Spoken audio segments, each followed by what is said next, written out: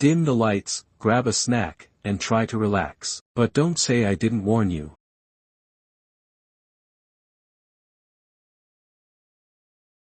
When my father died, all he left me was a rusted key and a handwritten note that read, "Don't go back to the still place unless you've forgotten the sound of her voice." I hadn't spoken to my father in 10 years. He lived alone in a crumbling cabin deep in the Blue Ridge Mountains, a place so remote, even the mail came by foot once a week. Folks in the nearby town of Morrow's Bend called it, the still place, because nothing moved up there. No birds, no wind, not even time. After the funeral, I told myself I wouldn't go. But the key kept burning a hole in my coat pocket, like it was waiting. By the fourth night, I was dreaming of her again. My mother. Only, she died when I was 8. And in the dream, she was humming the same song I heard the day she went missing, the day my father found her dress torn and hanging from a tree, 30 feet up, as if something had dropped her there. I don't remember much about that day. Just her humming. And the look in my father's eyes, like something had crawled inside and made a nest. I drove up to the cabin the next morning. Fog curled over the trees like spilled milk. It was colder than I expected. I hadn't been back since I was a kid. The cabin hadn't changed. The same crooked porch, same tin roof scarred with rust. But when I unlocked the door with that key, I noticed something strange. Inside, the walls were covered in mirrors. Dozens of them. Every size. Every shape. Framed in wood, bone, even hair. All of them perfectly clean. And every single one had something etched in the bottom corner. Look backward to see her. I felt sick. I turned to leave. That's when I saw it. In the mirror by the door, my reflection wasn't alone. Behind me stood a woman in a long white nightgown. Hair matted. Eyes wide. And she was smiling. But when I spun around, no one was there. I stood there, frozen, my breath fogging the glass. The mirror showed her, clear as day. Her hands just behind my shoulders. Fingernails like splinters. Hair like it had soaked in creek water for too long. But there was nothing behind me when I turned. I tested it. Looked back. Nothing. Looked in the mirror again, there she was. Smiling wider. Closer. I left the cabin. Sat on the porch. But the trees around the place were wrong. Too still. The branches didn't move. Even the crickets were silent. You ever been in the mountains and heard nothing? That's not quiet. That's danger pretending. I told myself I'd only stay one night. Just long enough to look around. Maybe find what my father left behind. Sell the land. Forget the letter. But when I tried to start the car. Dead. Not just dead, gutted. The wires under the hood were shredded like something had chewed through them. The tires, slashed from the inside. I didn't hear anything approach. Didn't hear anything at all. But I did smell it. Something sweet and rotted. Like lilacs growing from a grave. I backed toward the porch. The wind finally stirred, but it didn't move the trees. Only the mirror beside the cabin window. It tilted, slowly, until it pointed at me. I looked in.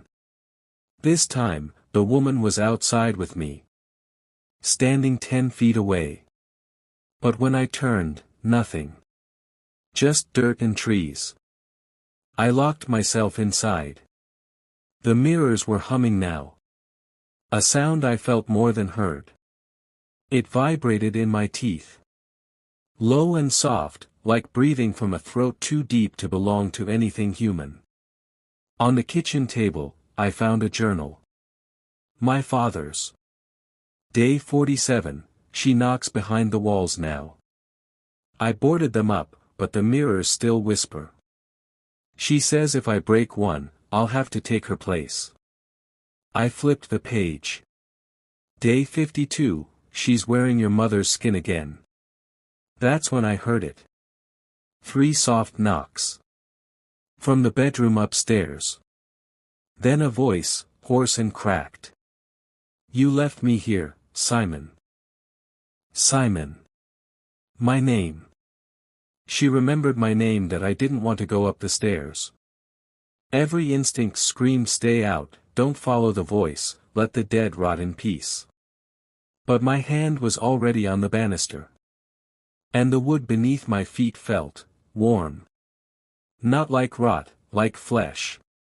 Each step up pulsed gently, like I was walking on something alive. The hallway was darker than it should have been. The only light came from the bedroom door at the end. It was open just enough to show me there was something inside, waiting.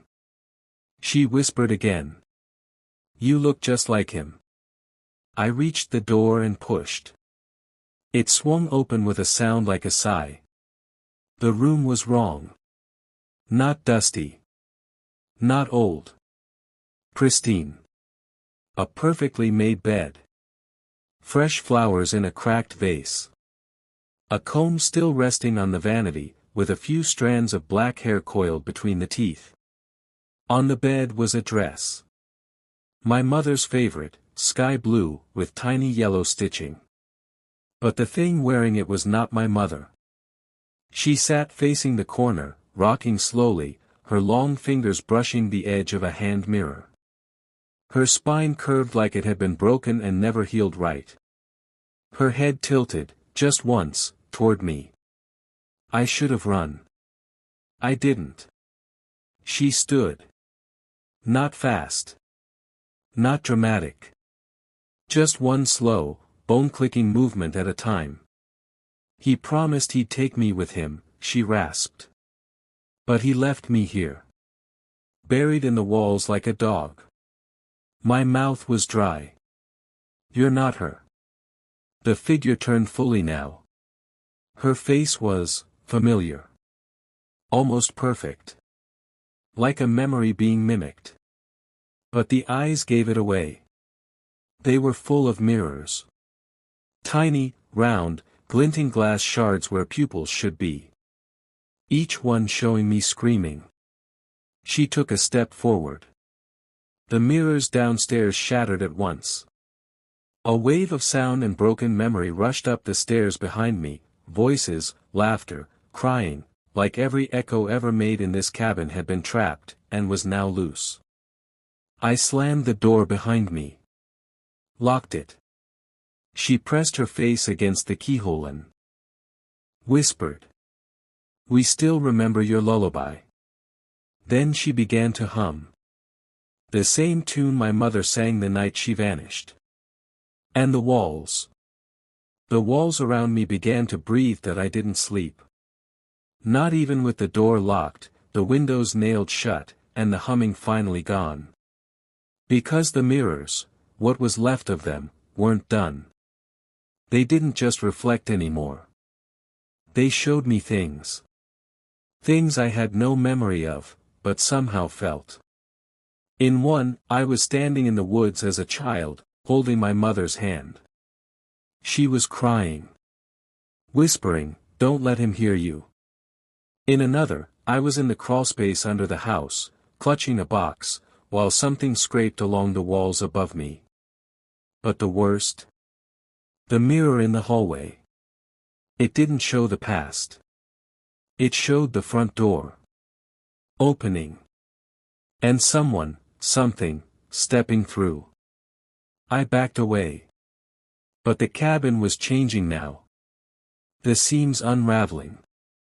Every knot in the wood looked like an eye. Every shadow hung too long. Every sound echoed twice. I went to the basement.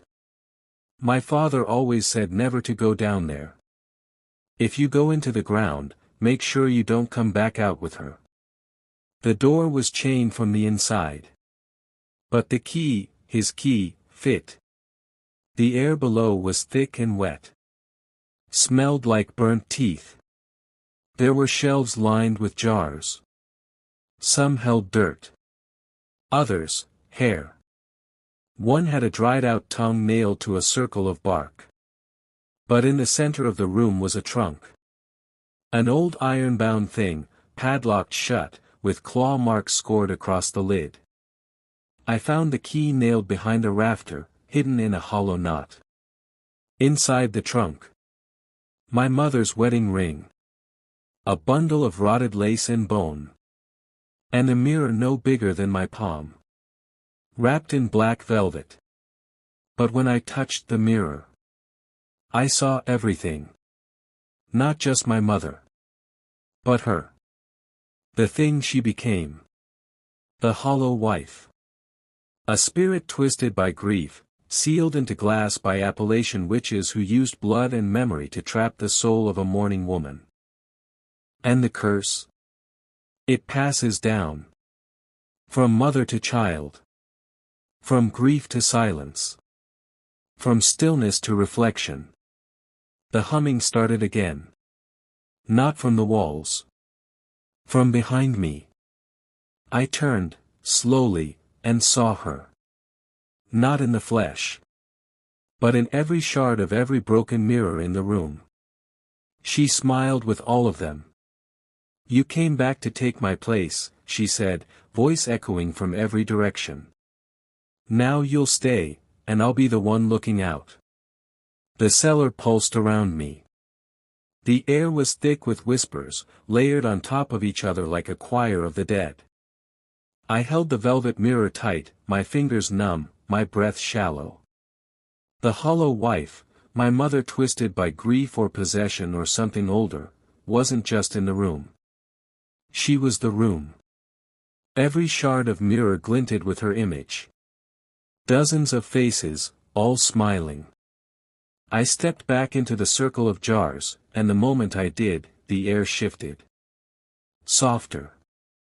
Like whatever was watching had paused. And I remembered what the journal said. If I break one, I'll have to take her place. That's how the curse worked. You don't destroy it. You inherit it. Each mirror sealed her away, fractured her across reflections, but if you smash one, she doesn't die. She moves. Into you. I backed toward the stairs, velvet mirror in hand. The weight of it felt unbearable now, like I was carrying a skull that could scream at any moment. Then she spoke again, from the ceiling, the walls, inside my own jaw. One of us must always watch.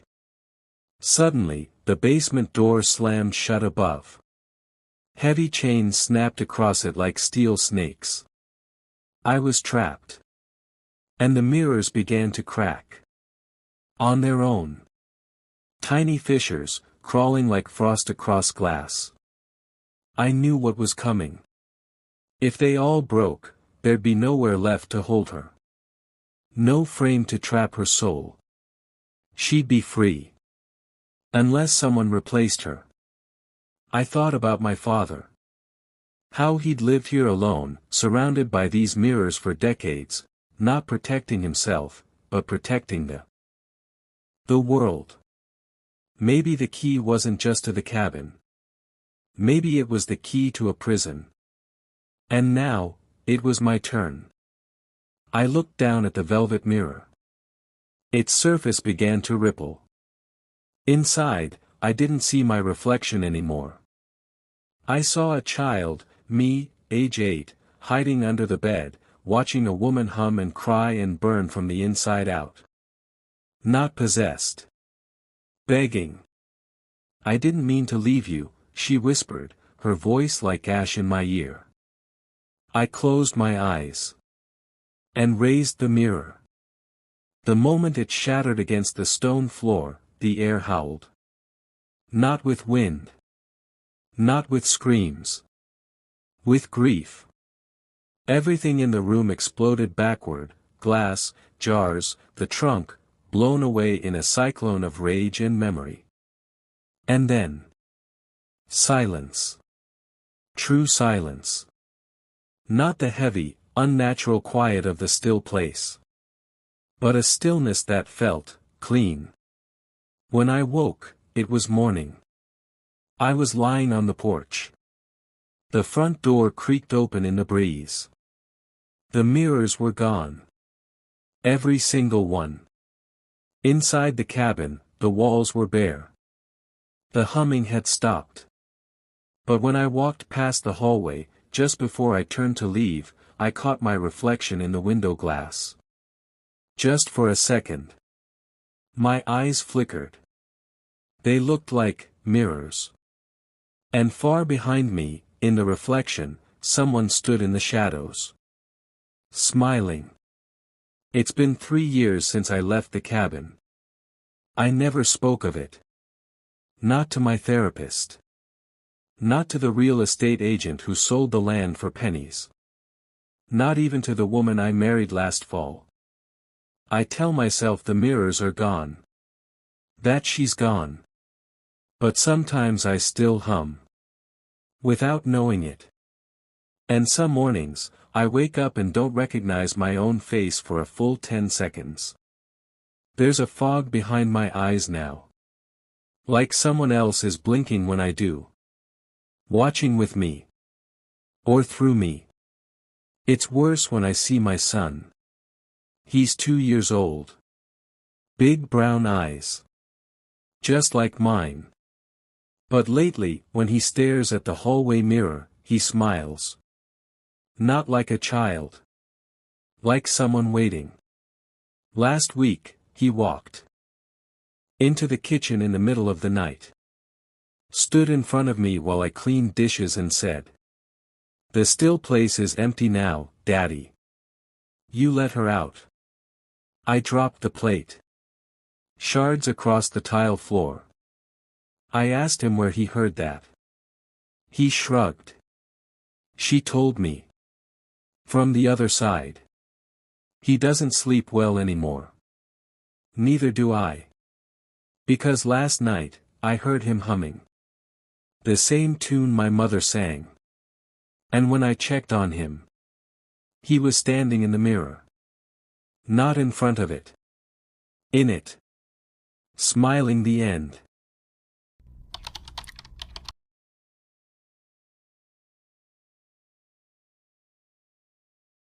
There's a place deep in the Appalachian backwoods where the hills bend strange and the wind don't sound quite right.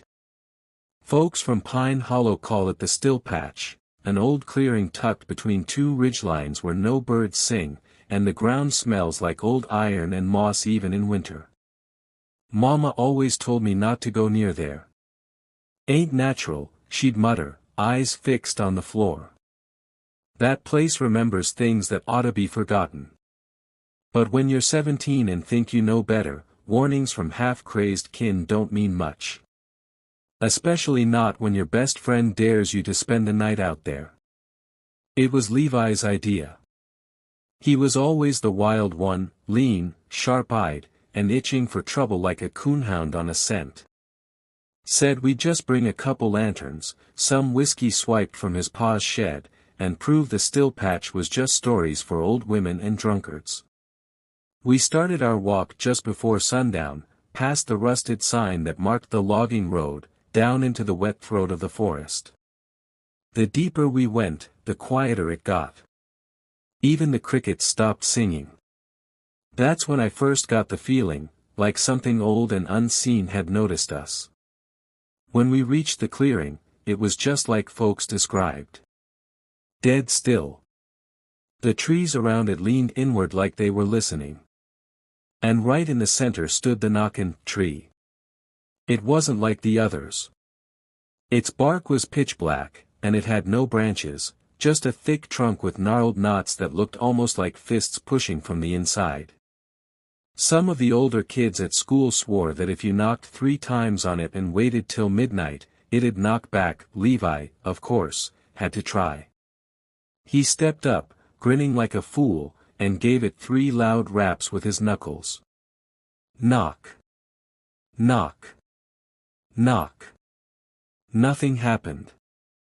We laughed. Built a fire. Poured the whiskey. But the laughter didn't last long. The fire flickered too much, even without wind. The wood seemed to breathe, slow and raspy. And when the sun finally dipped behind the ridgeline, everything turned to ink. That's when we heard the first knock. It came from behind us. Not on the tree, farther off, like it came from inside the woods. Knock. Then a second. Knock. Then silence. Levi turned to me, smirking, but I saw something twitch in his eye. You hear that? I nodded. Yeah. We didn't speak for a while after that. Just stared at the woods. Then, knock. Closer now. I grabbed the lantern, but the light sputtered, almost went out. Something was wrong with the flame, like it bent away from the knockin' tree. Maybe we should go, I whispered. Levi snorted. What, scared of a few knocks? That's when the tree knocked. 3 times. Knock. Knock. Knock. From the inside. We both froze.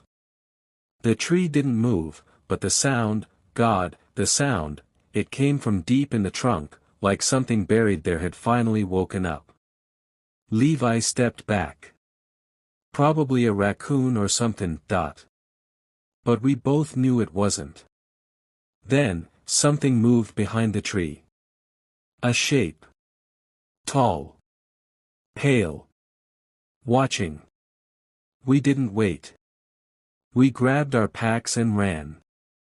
Didn't care about the trail, just ran through brambles and brush until we saw the first flicker of firelight from Levi's paws still on the far edge of the woods. We never spoke about it again. Not really.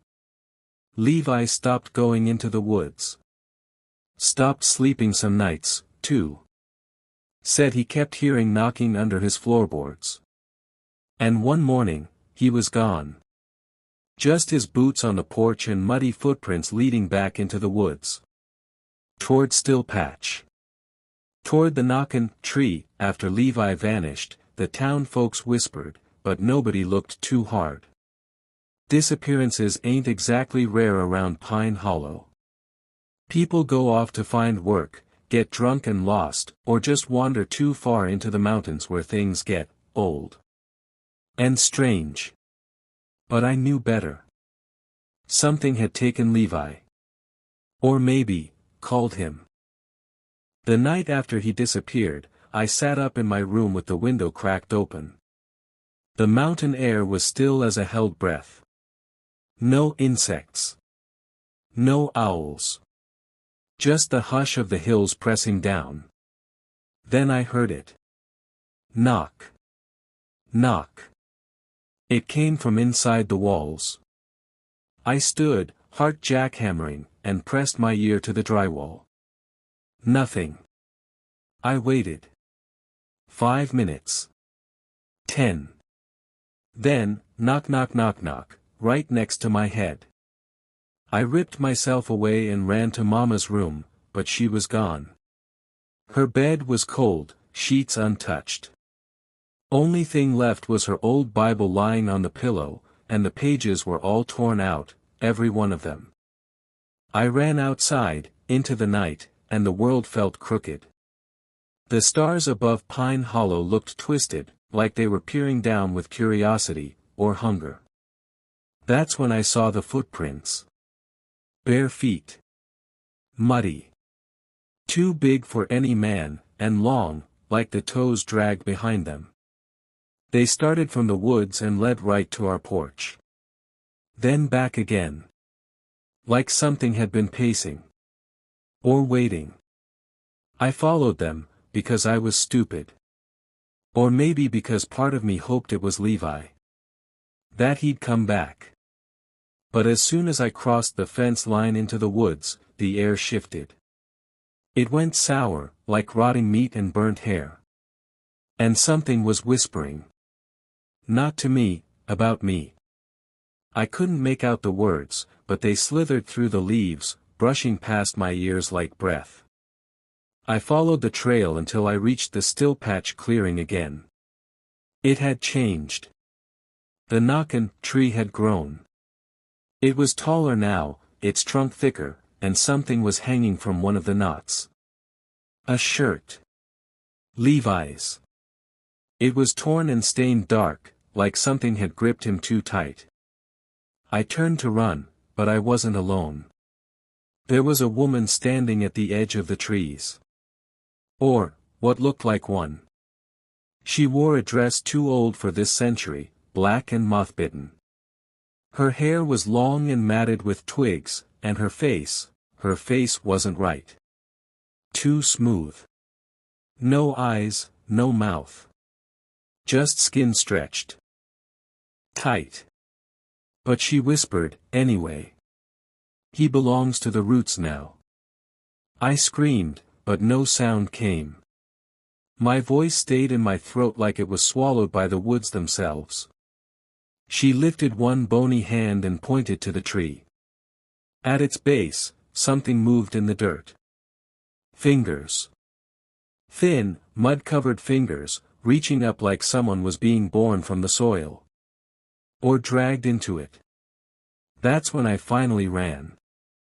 The forest closed behind me, trees leaning together to blot out the moon. My lungs felt full of smoke. The path twisted. But somehow, I made it back. When I got home, the house was different. Mama was there again, sitting at the kitchen table, sipping tea, smiling like nothing had happened.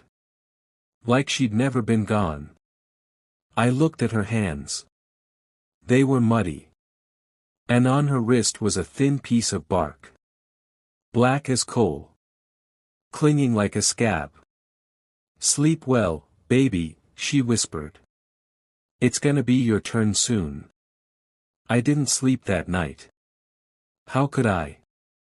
Mama just sat at the table for hours, staring at nothing, humming a tune I'd never heard before, low and broken, like something hummed at the edge of a grave. I stayed in my room, clutching a pocket knife and a cross I hadn't touched since Sunday school. But it didn't help. Because something was under the floor. I heard it again after midnight. A shifting, dragging sound, like something with too many joints was crawling just beneath the boards.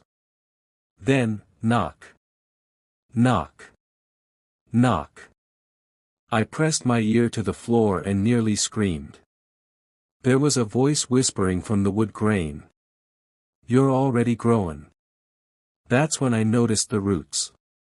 Thin little tendrils, dark and wet, were pushing through the cracks in my floorboards, slow at first, but steady. They snaked across the planks like veins, reaching for my feet. I jumped up and stomped on them, but they only pulled back like they were waiting. I ran. Out the front door. Into the woods again. I had to find someone, anyone. Pastor Riley maybe, or old Mrs. Dunford. Somebody. Who remembered the stories, the real ones. The moon was full, but the light didn't help much. The trees seemed thicker than usual, packed too close. And every time I passed a familiar marker, a rusted fence post, a half-fallen shed, it would be back in my path again 10 minutes later. The woods were folding. Changing. They didn't want me to leave. And then I saw him. Levi. Or something wearing his skin. He stood in a hollow between two dogwoods, barefoot and grinning too wide. His eyes were too black, and his mouth didn't move when he spoke. You left me down there, it said, voice too low, too wet. She's in the roots now. Mama's listenin'. Behind him, the knockin' tree was closer, too close, like it had sprouted right in the middle of the woods, following me. It was pulsing now. Breathing. And from the bark, a face pushed outward. Not Levi's. Mine. Mouth open in a silent scream. Eyes wide with rot. I turned and ran again, tearing through thorn and underbrush, not caring if I bled. I didn't stop until I reached the old church on the ridge, St. Jude's. Abandoned for years, but I knew where the spare key was hidden. We used to drink there as kids. I shoved open the doors and slammed them behind me. The inside was dusty and rotted, but still, quiet. Safe, at least for a moment. Then I saw the altar. It was covered in carvings I hadn't noticed before, spirals, eyes, roots. And in the center, burned into the wood, was the knockin' tree. With names etched beneath it that I ran my finger over the list. Levi Carter. Sarah Mae Pruitt. Henry Dunford. Abigail Green. And at the bottom. Caleb Witt. My name. Freshly carved. The doors behind me creaked. The candles, unlit for years, flared to life. And I heard that humming again. Mama's voice. From inside the church. Come on home, baby. She's got a place for you. Ain't no use fightin' it. I backed toward the window, heart slamming. The floor beneath me began to crack, splinters reaching like fingers. A voice. Splinters reaching like fingers. A voice echoed from below. Time to grow down. The floor split. Not loud, not like thunder or a crash. No, this was quiet. A soft, cracking sigh, like something relieved to finally open. And through that splintered church floor came roots, thick and black, twisting through the planks like snakes. One of them grabbed my ankle. It wasn't rough. It didn't yank or pull. It just held, firm, cold, and pulsing like a heartbeat. And then I heard her. Not Mama. Her. The thing in the tree. You were born with dirt in your blood, she whispered. Her voice came from inside my bones, soft as silk, dry as leaves. They forgot me. But you remembered. You knocked. I screamed, tore myself free, and leapt through the stained glass window, glass slicing across my back. Didn't matter. The cold air hit me like salvation, and I ran again, ran until I found the last person I could trust. Old Man Gentry. He lived deeper in the hills, past the creek, in a crumbling cabin with crosses carved into every beam. Folks called him crazy, said he talked to shadows. But shadows were better than what I'd seen. He didn't seem surprised when I told him. Just stared at me with milky eyes and nodded once. She's awake again, he said. Takes a bloodline to wake her. And a bloodline to bind her. He reached under his cot and pulled out an axe. Trees older than anything in these hills. Ain't a tree at all, not really. They buried her there, back before names. The knockin' tree, just her hand, reachin' up from the ground. He handed me the axe. The blade shimmered silver. This here's witch-cut iron. Dipped in river-blessed salt. Might buy you time. I asked him to come with me. He just laughed. I already gave her too much. My son. My eyes. It's your turn now. So I went alone. Back to the still patch. It was darker than ever, the trees bent so low they nearly touched the earth. The knockin' tree stood waiting, huge and alive, bark moving like muscle under skin.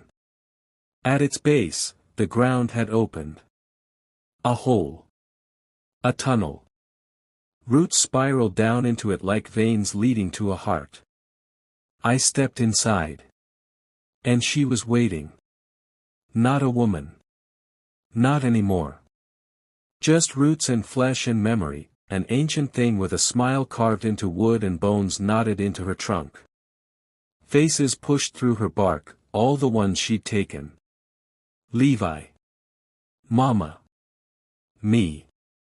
You belong to me, she said, and the walls pulsed with the sound.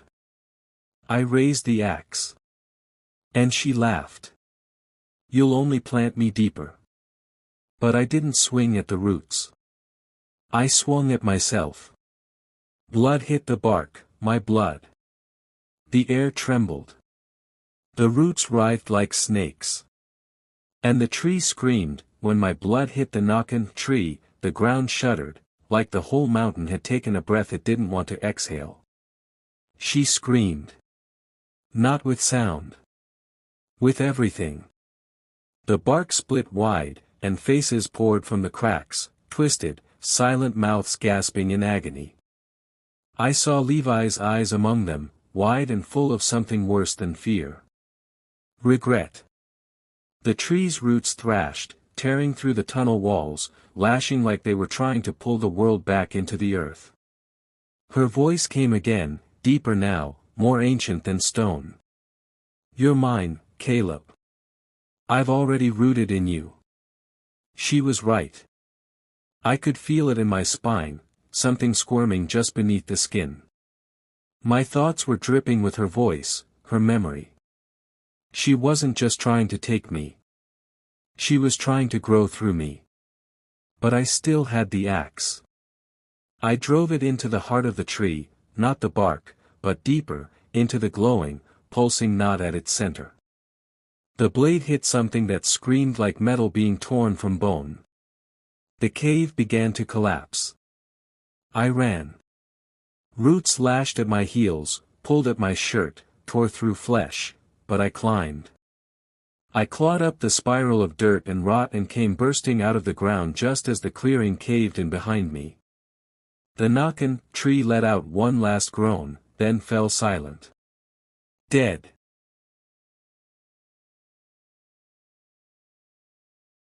They said no one stayed in Cinder Hollow past the first frost.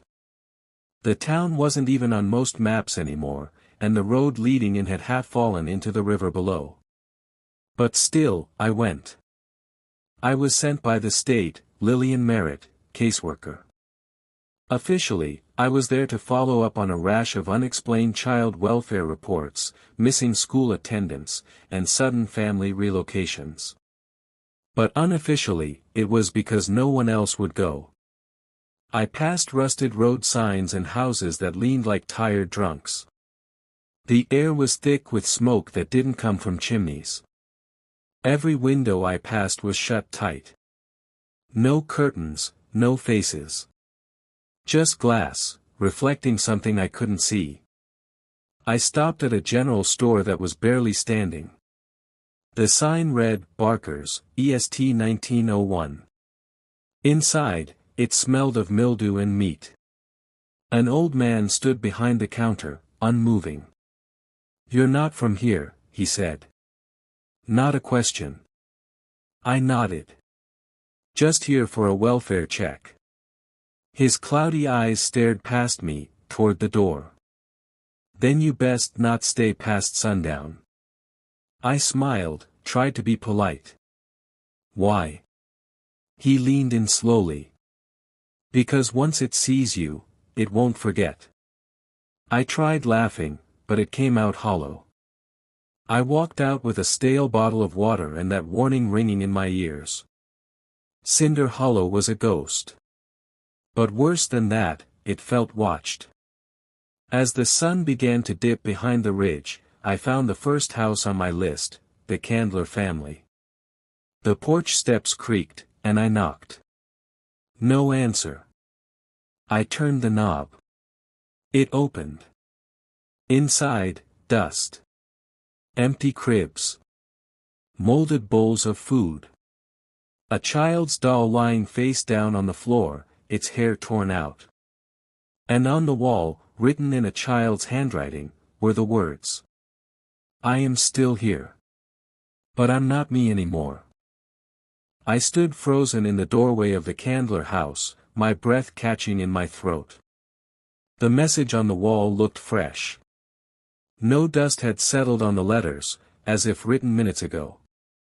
I stepped closer, noticing something worse, scratch marks below the writing, as if a child had clawed at the wall in a frenzy. I turned suddenly. The hallway was empty. Still, I felt it, that pressure behind the eyes. A sense that something was observing, like the air itself was holding its breath. I called out, voice shaking. "Anyone here?" No answer. Just silence, and that old Appalachian silence wasn't peaceful, it was buried. Like the earth itself had seen too much and agreed never to speak of it again. In the back bedroom, I found a child's drawing on the floor. It showed a smiling family, mother, father, child. But the faces were all scratched out. Behind them loomed a tall figure made entirely of black scribbles. Underneath it, in jagged letters, "He lives in the thin." What the hell did that mean? I took a photo of it, then turned to leave, but the door to the bedroom slammed shut behind me. I ran to it, tugged hard. It opened like it never stuck at all. Outside, twilight was falling fast. I hurried back to my car. The roads were too steep to risk after dark, and I hadn't seen a single functioning light in the entire hollow. Just shapes in windows, unmoving, watching. The motel was 20 minutes up the ridge. I didn't want to go back to town, but I wasn't about to sleep in that house either. As I drove, something darted across the road. I hit the brakes. It looked like a child, barefoot, in pajamas. I jumped out, heart pounding. "Hey! Stop!" But the woods swallowed them whole. I stepped to the edge of the tree line. And from somewhere deep in the dark, I heard a child laugh, followed by a low, breathless voice mimicking it, like an echo warped by distance. He he he, he he he. Behind me, my car engine died. The forest stood still, unnaturally still. No bugs, no birds.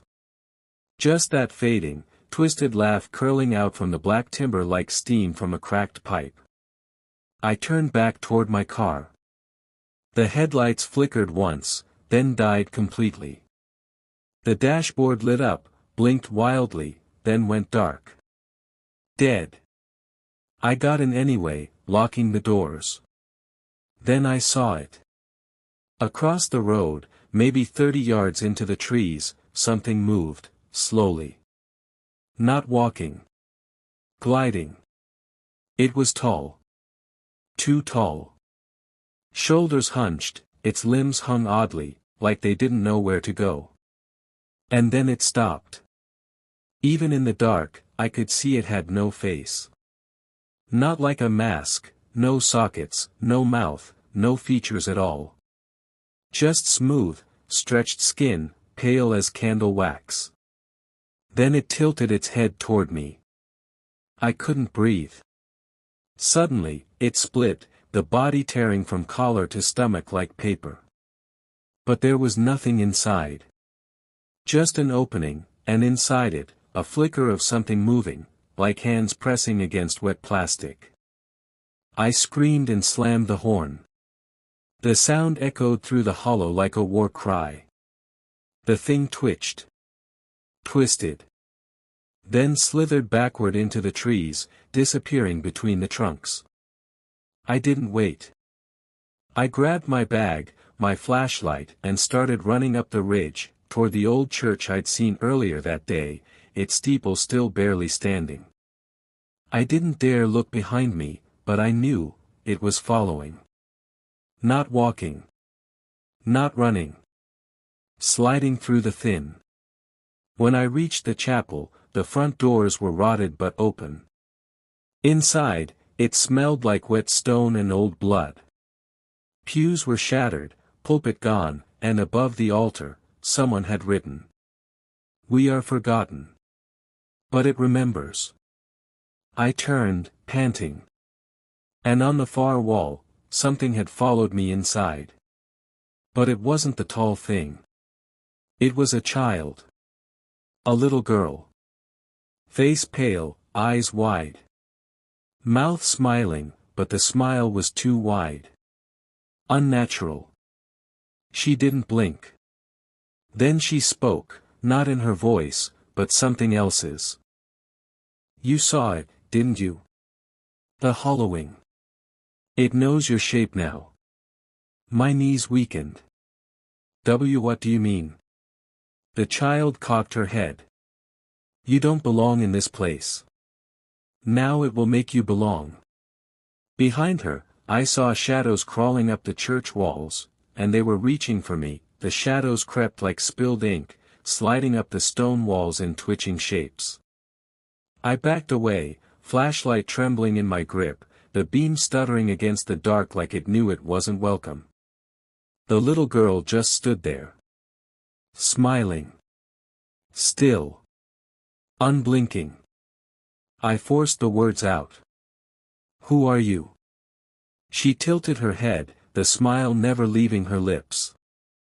Then she whispered. I was the last one who tried to run. Something cracked above me, dry wood, old beams, creaking under unseen weight. I pointed the flashlight at the ceiling. Nothing. But then. Thump. A heavy step above. Then another. Slow. Deliberate. Too heavy to be human. The girl stepped back into the dark. You'll hear it again, she said softly. That knocking. The hollowing doesn't speak. It knocks. And every time you hear it, it's closer. I tried the church door. Stuck. I yanked harder. Still stuck. Thump. Thump. From the ceiling again, dust raining down. Something crawling just above me, dragging its body. My flashlight flickered out. I was swallowed whole by the dark. And then, I heard it. A low, slow knocking. 3 times. Knock, knock, knock. This time, it came from inside the walls. I pressed my back against the church doors. My heart slammed against my ribs. Get out of me, get out, get out. I didn't even realize I was screaming. Light burst back from the flashlight just long enough for me to see the girl wasn't there anymore. Only the same scribbled shape I'd seen in the Candler house, drawn in soot across the altar wall. Its limbs were longer now. Its head, tilted. Knock, knock, knock. Now it was behind me.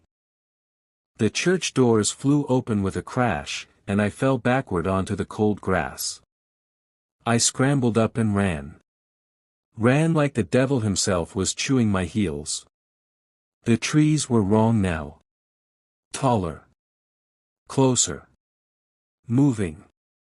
The hollow had shifted. Everything felt thinner. Like the world was wearing someone else's skin.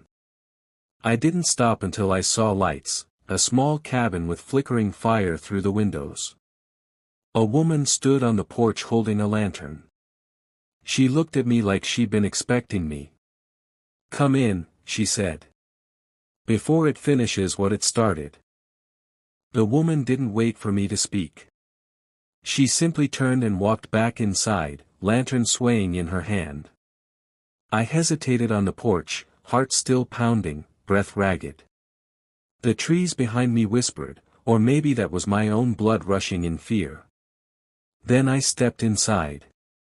The air was warm and smelled of old cedar, smoke, and something sweet, maybe lavender or rosemary. Dried herbs hung from the ceiling, some tied with red thread. The cabin was clean, but old. The kind of old that felt remembered, not just aged. She set the lantern down and finally looked me in the eye. Her face was lined, her eyes dark and sharp like chipped obsidian. "You're the one they sent, aren't you?" she said. I nodded, throat dry. "Lillian Merritt. Caseworker." She scoffed. "Doesn't matter what they call you. The Hollows already tasted you." I swallowed hard. "What is it? What is the hollowing?" She didn't answer right away. Just stirred a kettle on the stove. Then, softly. "It's not a ghost. It's not a curse. It's a hunger." I blinked. "A hunger?" She nodded. "It started long before roads came here. Before names. Before the mountain had its bones named. The people here once called it, Thin de Rat, the thin between. It's not alive, not the way we are. It feeds on identity." I stared. "I don't understand." She finally sat across from me. "When it chooses you, it begins peeling. First, it makes you forget things, small things. Then it takes your reflection. Your shadow. Your name. Until you don't know if you're you anymore. That's when it wears you." My hands began to shake. "That girl in the church, she said it knows my shape now." The woman closed her eyes. "Then it's already begun. You've been marked." I stood, panic setting in. There has to be a way out of this. She opened her eyes again, and they were filled with pity. "Only one." "What is it?" "You have to return what it took, before it finishes taking you." "But it hasn't taken anything yet." She reached behind her and pulled out a mirror. Held it toward me. And when I looked, I wasn't there. No reflection. Just the room, her, the walls. But not me.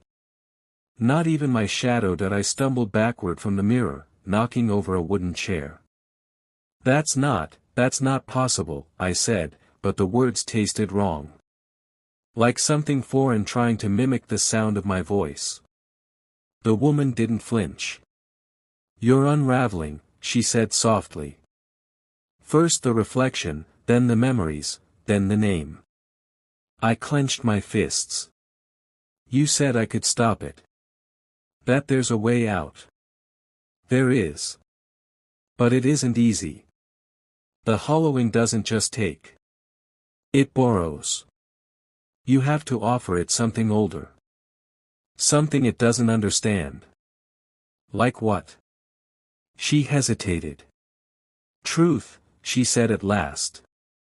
"Something buried. Something real. You've got to find what it took from someone else, and give it back. That doesn't make sense." She stood and walked to a small cedar chest by the fireplace. From it, she pulled a stack of yellowed photographs and laid them on the table. Children. Families. All smiling. Every single photo had one thing in common. Their faces were smudged out. "I've been keeping track," she said. "All of them lived here. All of them forgot. Their names, their lives, their own blood kin. I've watched them wander the woods, smiling like dolls." She picked one photo out from the stack and handed it to me. It was the girl from the church. She was my granddaughter. I froze. She wandered out into the thin when she was 6.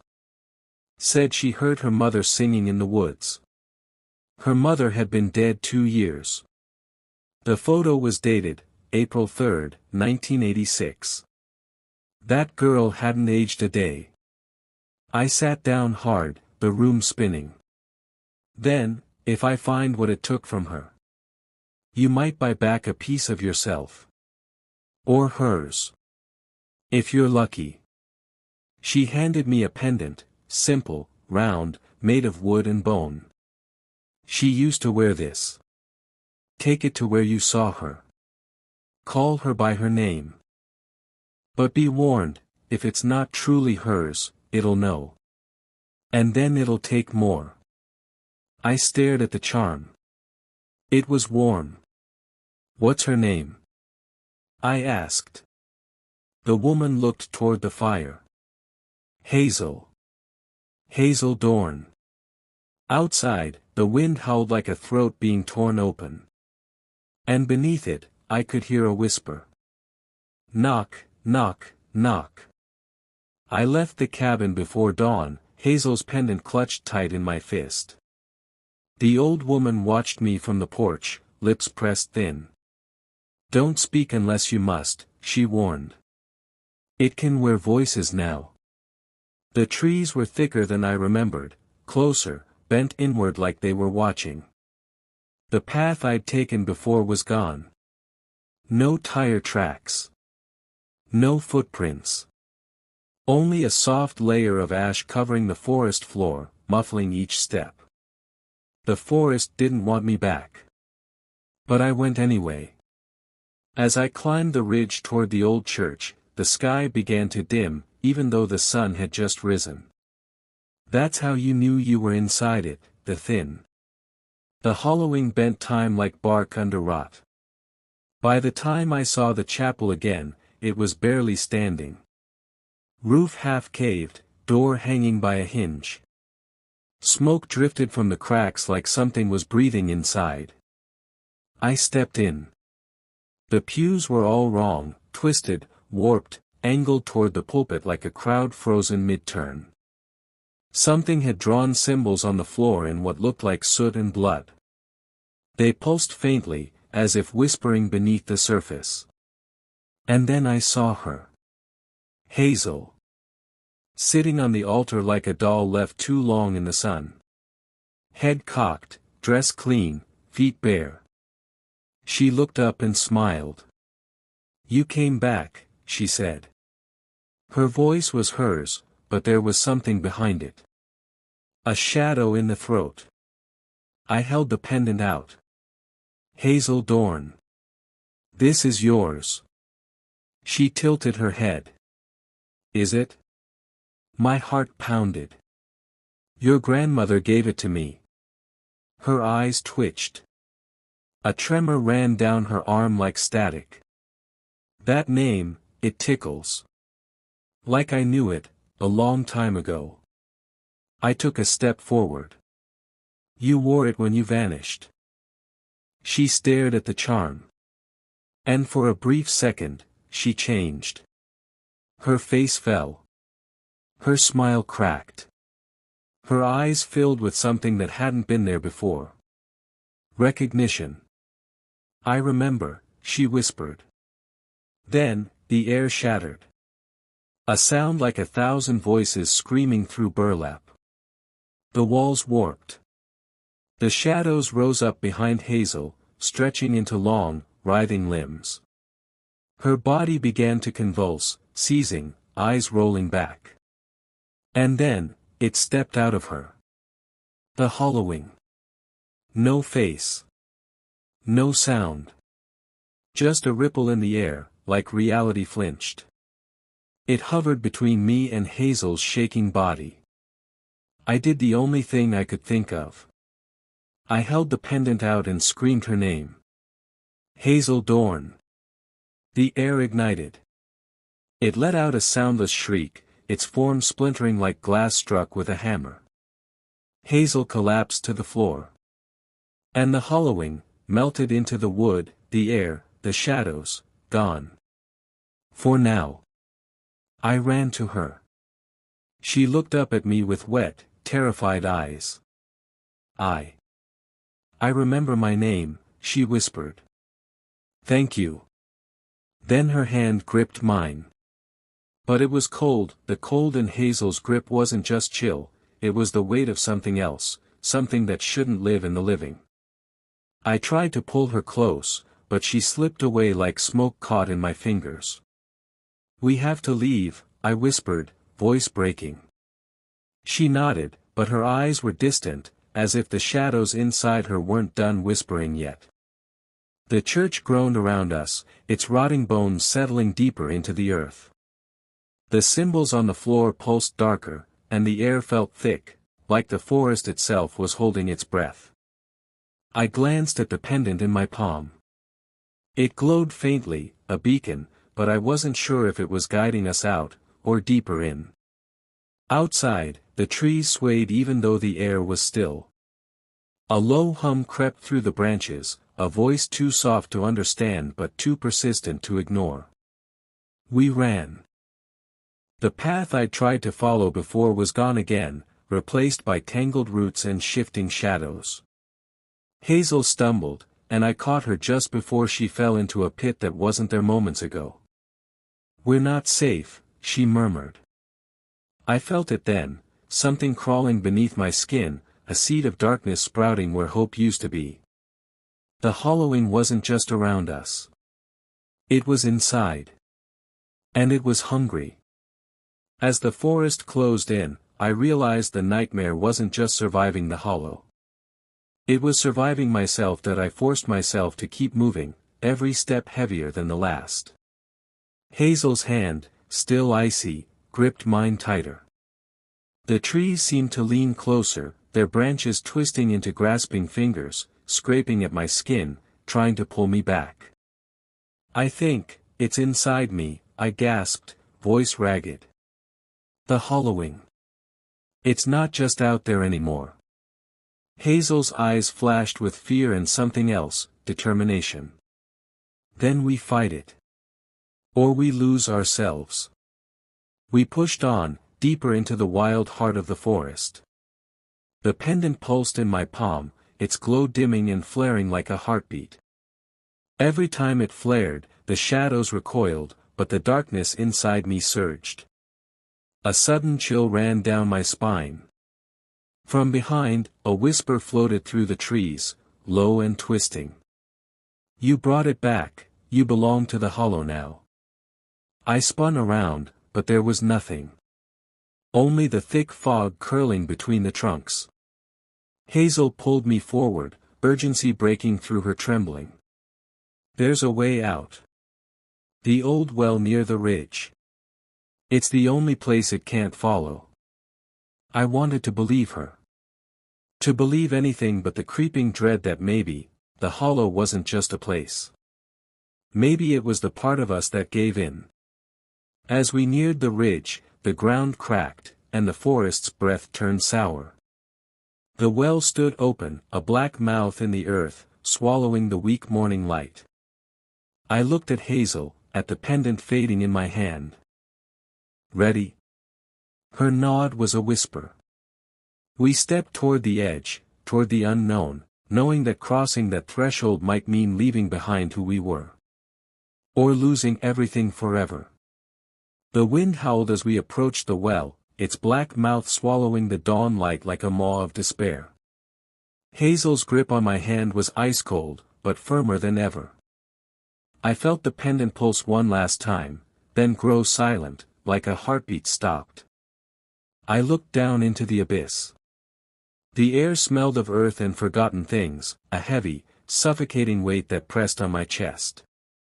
The hollowing's whisper echoed from its depths, promises, threats, the lure of surrender. "Go," Hazel urged, her voice cracking. "I'll follow." I hesitated.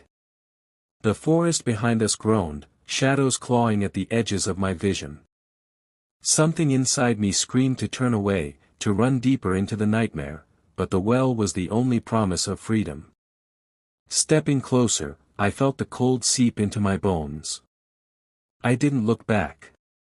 1 step. 2 steps. The edge gave way beneath me. I fell. Cold. Darkness. Silence. And then a voice, distant, but unmistakably mine, calling out from the depths. I was falling, not into earth, but into myself. The hollowing wasn't just a place, not just a curse. It was a fracture in the soul. And in that abyss, I faced the darkest reflection of who I'd become, the fall stretched into forever, a void without bottom, where time unraveled and memories twisted like snarled roots. I landed on cold stone, but it wasn't earth, it was the fractured mirror of my own mind, splintered and bleeding. All around me, shadows coalesced into faces, mine, Hazel's, the old woman's, twisted in agony, their eyes hollow and accusing. A voice echoed from the blackness, layered and jagged. You wanted to leave. But you brought the hollow with you. Now you belong to it. I staggered, the weight of the pendant pulsing weakly in my hand. It was the only tether left to the world. Above, fragile as a dying flame. Hazel's whisper brushed past me like a ghost. Fight it, Lillian. Fight or be lost. I clenched the pendant, feeling warmth spark, a shard of hope in the abyss. Around me, the shadows writhed, but I stepped forward, breaking through the darkness with every heartbeat. The hollow was hunger, but also fear, fear of being seen, of being fought.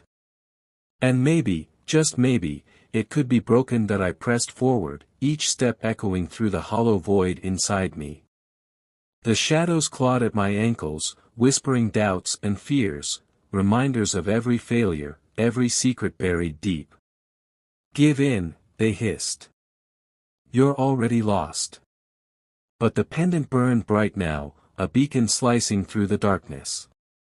I raised it high, and light spilled out like a pulse, warm, steady, defiant.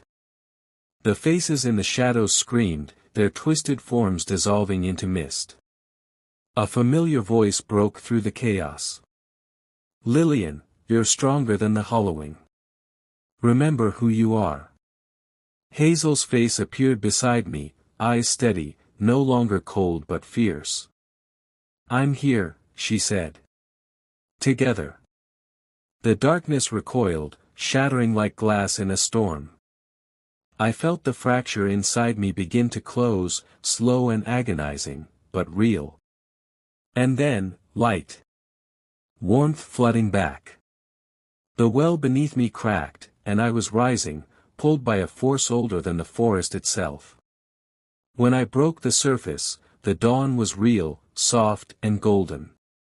Hazel was there, alive, her hand warm in mine. The hollowing was behind us, a scar in the earth, but we were free. For now, the forest seemed quieter now, as if holding its breath. Hazel and I stood at the edge of the woods, the pendant resting heavy in my palm. It no longer glowed, but its weight was a reminder, of what we'd faced, and what we'd brought back. Do you think it's really over? Hazel asked, eyes scanning the shadows. I swallowed hard. I don't think anything like this ever ends. Behind us, the trees whispered, and somewhere deep in the forest, a faint pulse echoed, the slow, steady heartbeat of the hollowing, waiting. Waiting for the next soul brave, or foolish, enough to wander too close. And maybe, just maybe, waiting for me. The end, for now.